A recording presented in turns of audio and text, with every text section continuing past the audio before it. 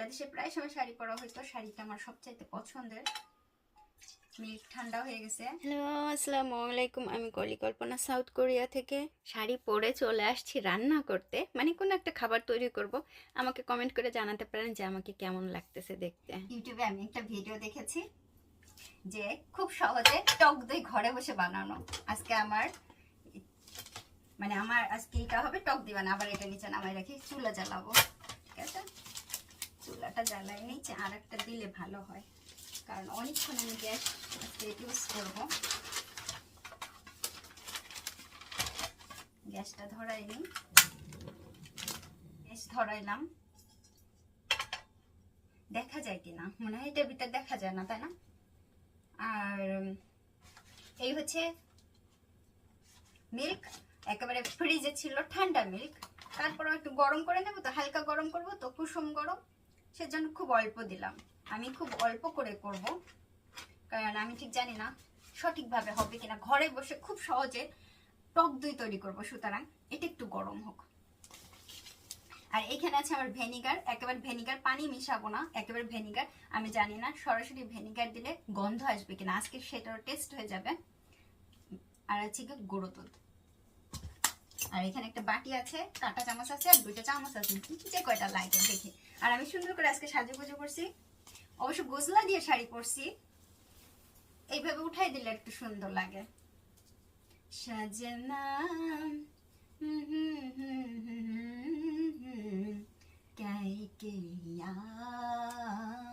চুল এরকম লাগতেছে কেন? প্রচুর খিদা লাগছে। লা লা লা লা লা লা লা লা লা লা লা লা। দুধ গরম হয়ে গেছে, আমি এটা গ্যাসটা নিভাই দিই। নাকি একটু বেশি জ্বালাই নিতে হবে বলছিল? একটু জ্বালাই নিতে হবে নাকি? আমি এমনি চামচ আনছি, কাঠের চামচটা আনা লাগতো। এটা উল্টার দিক থেকে ঘুরাবো সুন্দর করে। হয়ে গেছে, দুধ জ্বালানো হয়ে গেছে। এখন এটা একটু ঠান্ডা করতে হবে। ঠান্ডা করা পর্যন্ত আমি অপেক্ষা করব। কোরিয়াতে এর আগে আমি একবার শাড়ি পরেছিলাম, এটা ঠান্ডা হয়ে গেছে দুধটা, কিন্তু তখন পতাকা নিয়ে হাঁটছিলাম বাংলাদেশে। কোরিয়াতে এই তৃতীয়বারের মতো আমি শাড়ি পরছি। বাংলাদেশে প্রায় সময় শাড়ি পরা হয়তো শাড়িটা আমার সবচাইতে পছন্দের। মিল্ক ঠান্ডা হয়ে গেছে, ক্যামেরাতে দেখা যাচ্ছে কিনা বন্ধুরা। আমি এখন এইটাতে একেবারে একটু উষ্ণা গরম, হ্যাঁ, আমি এটাতে গুঁড়ো দুধ মিশাবো। বাড়িতে নাকি খুব সহজে টক দই তৈরি করা যায়, লেবু দিয়েও করতে পারেন, কিন্তু আমি ভিনেগার দেবো। আপু ভিনেগার দিয়ে করছে, সেহেতু আমি ভিনেগার দিয়ে করবো। আর আমার ভিডিওটা লং হয়ে যাচ্ছে, আপুর ভিডিও শর্ট হয়েছিল। এখন আমি গুঁড়ো দুধটা দিয়ে দেবো, দেখি কতটুকু দিতে পারি। উঁচু উঁচু 1 2 3। এখন এটাকে আমি সুন্দর করে মিক্সিং করে নেব, কাঁটা চামচটা দিয়ে মিক্সিং করব। সুন্দর করে মিক্সিং করে নেব। একবার খুব সুন্দর করে মিক্সিং হয়ে গেছে। এখন এটা গরম থাকতে কিন্তু ভিনেগার দেওয়া যাবে না, কারণ গরম থাকতে ভিনেগার দিলে এটা কেটে যাবে। ঠান্ডা করে নিতে হবে।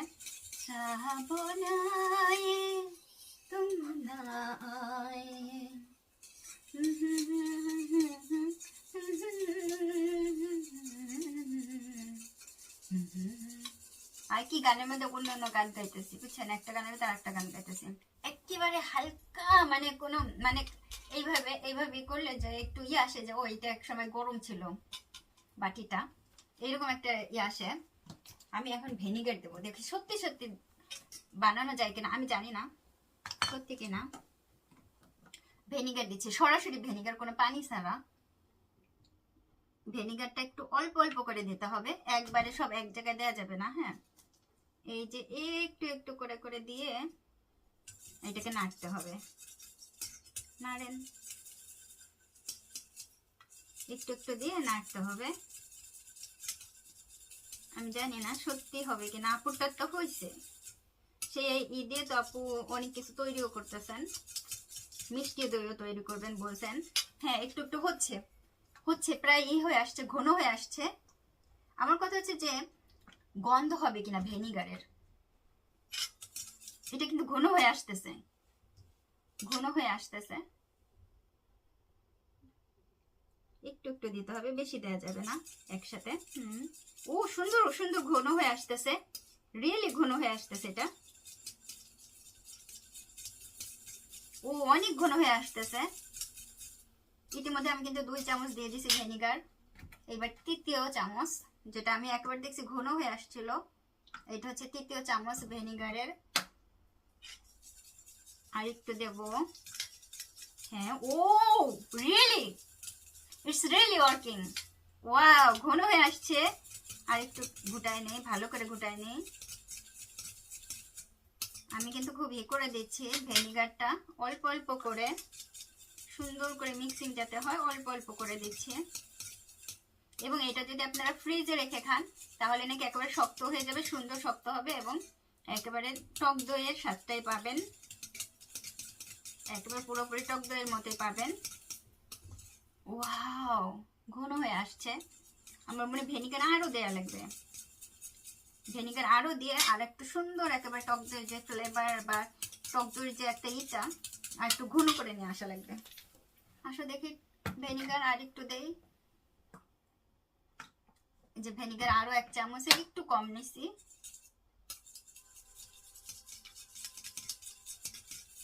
মিল্কটাও আমি একটু কম নিয়েছিলাম। হ্যাঁ, সুন্দর হইতেছে, খুব সুন্দর হচ্ছে, জমে যাচ্ছে, মানে জমে না, মানে আমার মনে হচ্ছে আমি বেশি দিয়ে ফেলতেছি ভিনেগার, কিন্তু এখনো কাজ হইতেছে না। মানে কি, এই যে এতটুকু হয়েছে, আরো দেওয়া লাগবে না ভিনেগার, তাহলে ভিনেগারের গন্ধ আসবে না। আমি জানি না ভিনেগারটা আরেকটু দিব, যেহেতু আরেকটু ঘন করছিলেন আপুটা, তাই না? ভিনেগার দেই, আর একটু দেই, দিয়া এটা ঘুটাই। আমার কি গুঁড়ো দুধ কম হয়ে গেছে? আগে যেটুকু ঘন হয়ে আসতেছিল, এখন গুঁড়ো আরেকটু ভিনেগার দেয় তো এটা পাতলা হয়ে আসছে আমারটা। তাহলে আমার মনে হয় আমার গুঁড়ো দুধ কম হয়েছে, দুধে কম পড়ছে, গুঁড়ো দুধে।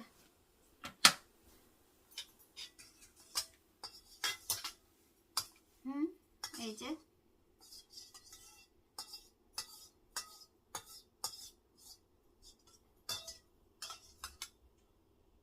কিন্তু দুধটা কিন্তু বেশ ভারী লাগতেছে, হাত দিয়ে এরকম উঠালে খুব ভারী লাগতেছে। আমি আর ভিনেগার দিব না, দরকার লেগে তার গুঁড়ো দুধ দিব।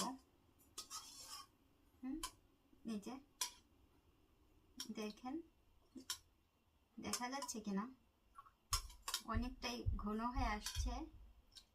এবং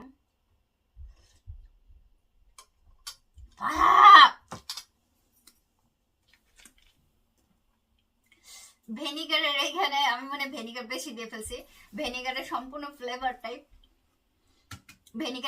ফ্লেভারটাই এখানে আসতেছে। এবং খুব টক, ভীষণ টক। টক দই আসলে এত টক দই তো টক হয়, কিন্তু গন্ধটা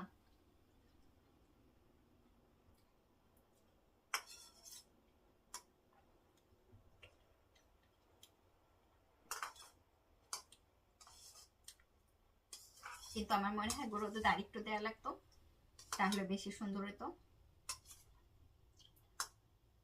আমি কি গুঁড়ো দুধ আরেকটু দিব?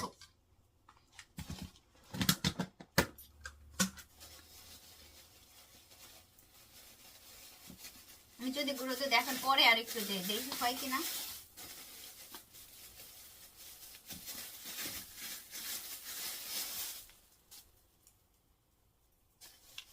গুঁড়ো দুধ আমি আরো একটু দিয়ে দিচ্ছি, দেখি 2 চামচ আরো আমি বেশি দিয়ে দিলাম, ঠিক আছে, যেন সুন্দরভাবে এটা হয়।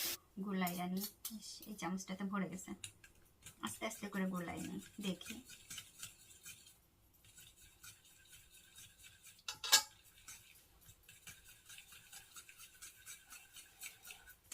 যদি আমার গুঁড়ো দুধে কম করে থাকে তাহলে তো এটা এইভাবেই হবে।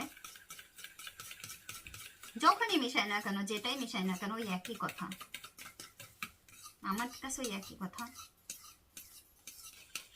ঘন হয়েছে এবং সুন্দর ঘন হয়েছে, মিক্সিং হয়ে গেছে, টক দই হয়ে গেছে। কারণ এইটাই এখন ফ্রিজে রাখলে এইটাই টক দই, সত্যই টক দই, এটাই টক দই হবে। মিক্সিং করবেন ঘরে বসে, সত্যি দই টক দই তৈরি করা যায় এইভাবেই। খুব সুন্দর হয়েছে টক দইটা। এবং খাবার সময়ও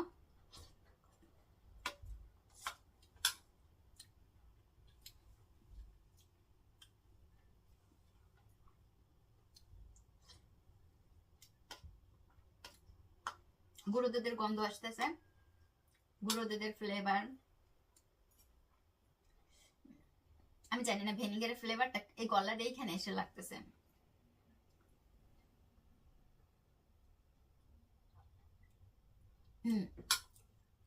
একটা টকেরই আছে। আমি আমি মনে হয় টক দইটা আসলে ঠিক মতো চিনি না, কিন্তু করা সম্ভব যদি এইভাবে হয়। আমি জানি না ঠিক মতো কাজ হবে কিনা এটা দিয়া। দেখলেন তো, এই হচ্ছে বানাইলাম।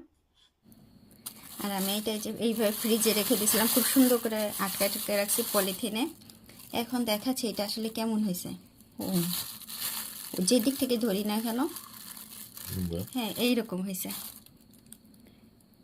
পাকা টক দই, বাংলাদেশে টক দই দে 생크림, 요구르트.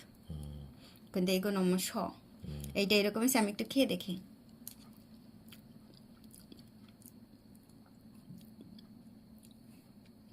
সবই ভালো, তবে আমার কাছে একটা ভিনেগারের একটু গন্ধ আসে, বেশ টক। ভিনেগারটা যেহেতু টক, সেইভাবে অনেক টকের সবটা আসে, ফ্লেভারটা আসে।